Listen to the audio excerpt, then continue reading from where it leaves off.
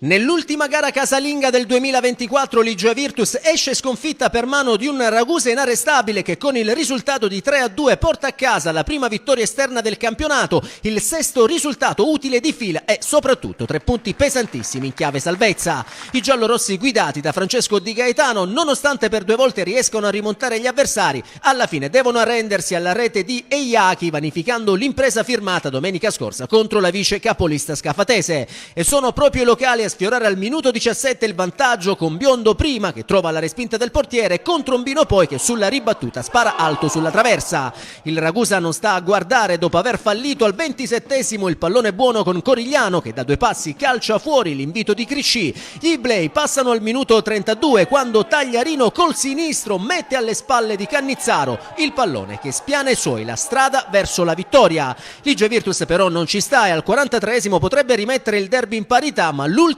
arrivato Tandara sciupa tutto calciando sul fondo l'assist di Trombino, pari che i giallorossi trovano comunque 3 minuti più tardi grazie al solito Currò che di testa corregge in rete il tiro di Trombino, firmando così l'1-1 e che gli vale come secondo sigillo consecutivo e terzo complessivo del campionato con la maglia giallorossa. Nella ripresa però il Ragusa torna a spingere, dopo 4 minuti torna in vantaggio su calcio di rigore concesso dal signor Nicolai su Sottile e con Ametai che dal dischetto spiazza Cannizzaro per il gol del 2-1 in favore degli azzurri. La squadra di Erra spinge il piede sull'acceleratore sfiorando per 3 volte il tris, ma prima il destro di Eyaki si perde di poco alto, poi la conclusione di Tagliarino sorvola di un soffio la traversa e infine Amatai da 0 metri cicca il più facile dei gol. Occasioni fallite che tengono a galla Ligia Virtus che ci crede, e così dopo la botta di Pipitone disinnescata in angolo da Grasso i barcellonesi acciuffano il nuovo pareggio al minuto 79 grazie al penalty concesso dal fischietto di Pistoia su Trombino